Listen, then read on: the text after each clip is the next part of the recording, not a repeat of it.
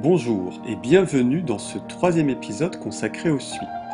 C'est un cours de mathématiques de niveau première S. Dans l'épisode précédent, nous avons étudié les suites arithmétiques. Ce sont des suites dans lesquelles on progresse de terme en terme en ajoutant toujours la même valeur. Découvrons maintenant les suites géométriques, des suites dans lesquelles on progresse de terme en terme en multipliant toujours par la même valeur. Cet épisode comporte deux parties. La première partie est consacrée aux suites géométriques, la deuxième partie à la notion intuitive de limite.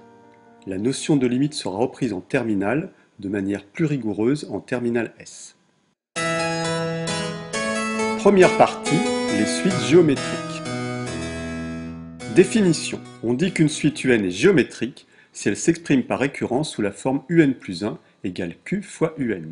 Cela veut donc dire que pour trouver la valeur d'un terme, on multiplie le terme précédent par la raison que l'on note ici avec la lettre Q.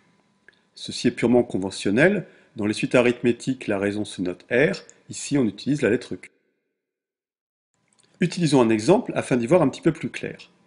Soit la suite UN telle que U0 égale 2, c'est le premier terme, et UN plus 1 égale 3 fois UN. On commence donc avec U0 qui vaut 2. On multiplie par 3, ça nous donne 6. U1 égale 6. On remultiplie par 3. U2 égale 18. On multiplie encore par 3. U3 égale 54, et ainsi de suite. On progresse donc de terme en terme en multipliant toujours par la même valeur. Une suite géométrique, à l'instar d'une suite arithmétique, est entièrement définie par deux quantités. Son premier terme, dans notre exemple U0 égale 2, et sa raison, ici Q égale 3. Voici quelques exemples de représentation graphique de suites géométriques. Ici, U0 égale 2 et Q égale 1,3. La progression est dite de type exponentiel. On voit qu'une suite géométrique, avec une raison égale à 1,3, ce qui n'est pas énorme, croît beaucoup plus vite qu'une suite arithmétique. Deuxième exemple, U0 égale moins 2 et Q égale 1,3. Nous partons d'un nombre négatif et nous multiplions toujours par la même valeur. Les valeurs sont de plus en plus petites. L'exemple qui suit comporte une suite dont la raison est négative. C'est au programme de première S. U0 égale 2, on part donc de 2 et on multiplie par moins 1. Donc 2 fois moins 1, ça fera moins 2. Je remultiplie par moins 1, ça fera 1. 2, moins 2, etc. C'est ce qu'on appelle une suite alternée. De terme en terme, on alterne entre 2 et moins 2. Un autre exemple de suite alternée, U0 est égal à 1 et Q égale moins 1,15. Là encore, de terme en terme, on obtient des valeurs tantôt positives, tantôt négatives. Méthode. Pour démontrer qu'une suite est géométrique, on démontre que pour tout entier petit n pour lequel la suite est définie, un plus 1 sur un égale constante. Cela ressemble à la méthode pour les suites arithmétiques où on démontrait que un plus 1 moins un était une constante. Ici, c'est le quotient qui doit être une constante. De même, pour démontrer qu'une suite n'est pas géométrique, il suffit de trouver un contre-exemple de type U2 sur U1 est différent de U1 sur U0. Propriété. Le terme général d'une suite géométrique de premier terme U0 et de raison Q est UN égale U0 fois Q puissance n. Cela veut dire que, comme pour les suites arithmétiques, les suites géométriques disposent à la fois d'une formule par récurrence et d'une formule explicite. Ici, la formule explicite est UN égale U0 fois Q puissance n.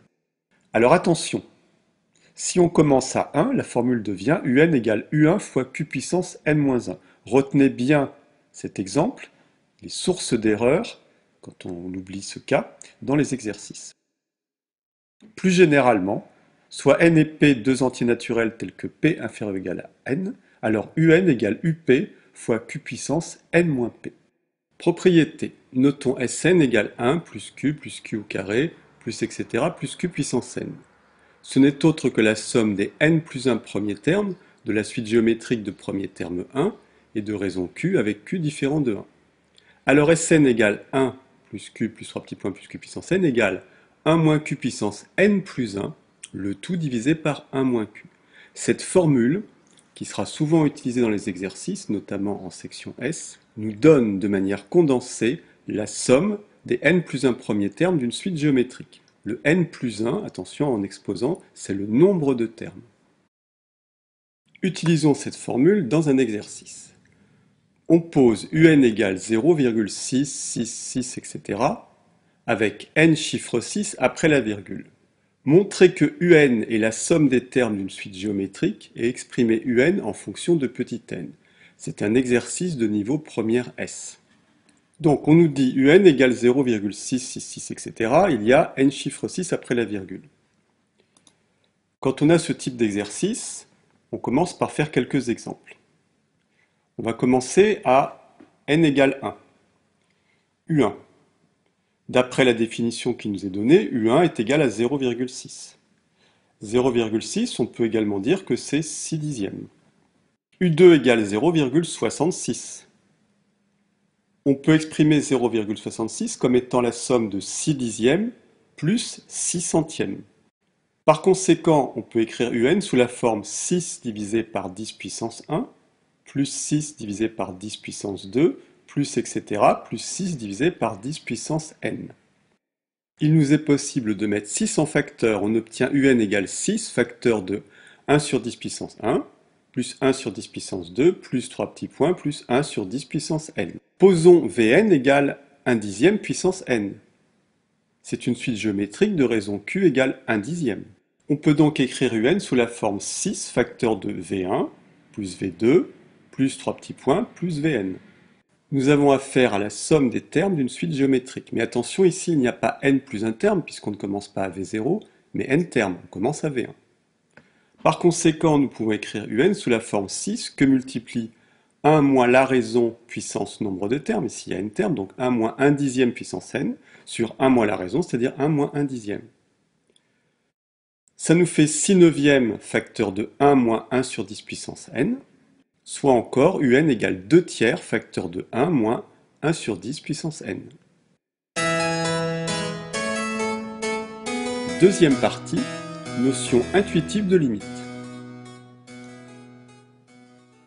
Nous avons tracé ici une suite dont on voit qu'elle est croissante.